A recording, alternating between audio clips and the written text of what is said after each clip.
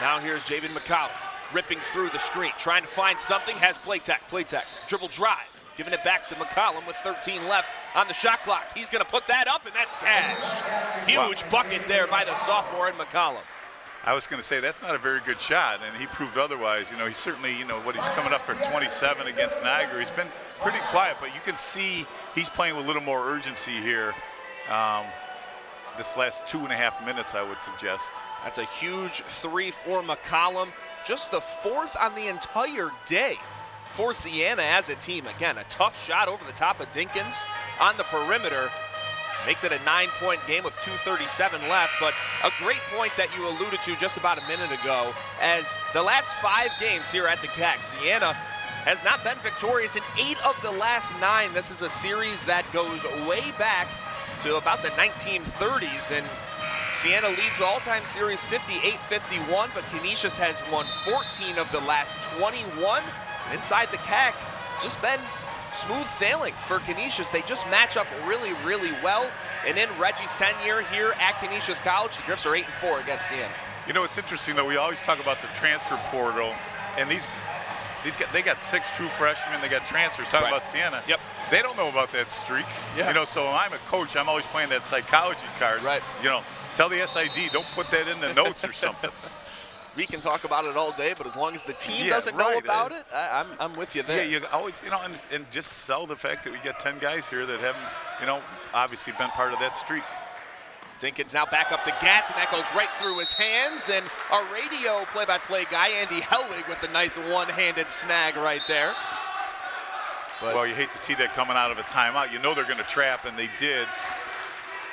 Trying to do too much with the catches. Play tack again, trying to get things going as Siena, as a team, 4 for 15 from 3. That is 26%. Coming into today, they were 5th in the conference at 34.5%. Here's Gribbett from the top of the key, no good, but an offensive board, the 12th of the day by Billups. Billups back up to McCollum. Pump fake again, wide open is Andrew Platek. He's going to make you pay. You knew at some point in time he was going to hit a clutch bucket. Offensive rebound, McCollum, nice dish, right? And you knew, to your point, that Platek, the numbers don't lie, right? Sooner or later, it's going to go down. First in the conference in terms of three-point percentage. Obviously might be going down today as Canisius had some trouble getting the ball up the court. Tosh Staveski up to Jaco Fritz, barely keeping it in. Back up top, 23 seconds now, dropping it off. Billups waiting for it, and George Maslenikov with the two-hand slam. Well, Coach Carm is very upset because he thought the shot clock shouldn't have changed, and he didn't think his team had possession. And Reggie Witherspoon is jumping up and down, telling his team, come over, if Siena's going to call a timeout due to, again, the difference in the shot clock. That's why we saw nobody getting back. Jared Billups was standing at half court. It was a 4-on-5 for Canisius. We'll take another look at it. Look at Billups over there. McCollum's not in the play, and George Maslenikov, great job by Jaco Fritz as well, staying in that possession and making sure Canisius could potentially get points out of it. Looked like George might have traveled there too, but I like the fact that our camera crew found Billups, like you said. What? You hear it since you're young man, young girl, whatever. Play to the whistle, right? And I saw him, Coach Carm, going crazy. Of course, he's got the coat off now, so that was a huge play. Billups lost the handle, but the question is, was there change of possession?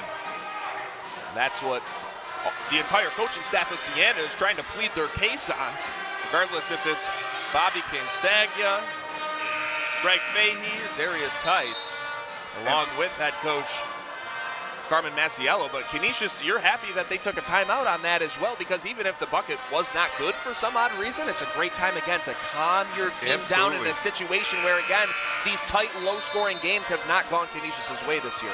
No, and they really caught a break with that whole sequence because they just looked like they were disorganized with the half-court trap.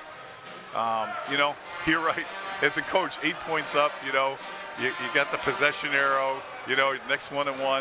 You think of all the worst case scenarios, but you try to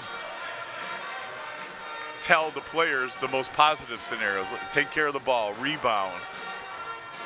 Again, Canisius so far this season, 3 of their 5 MAC losses have been decided by 4 points or less, including their quote-unquote home games at the Gallagher Center to start out the year, where they lost those 2 games against Rider and Mount St. Mary's by a combined 10 points.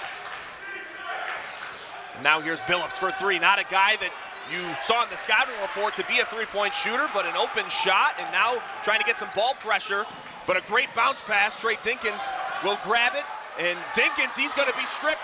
51 seconds remaining. McCollum trying to get things going for the Saints, gives it to Gribben for the flush.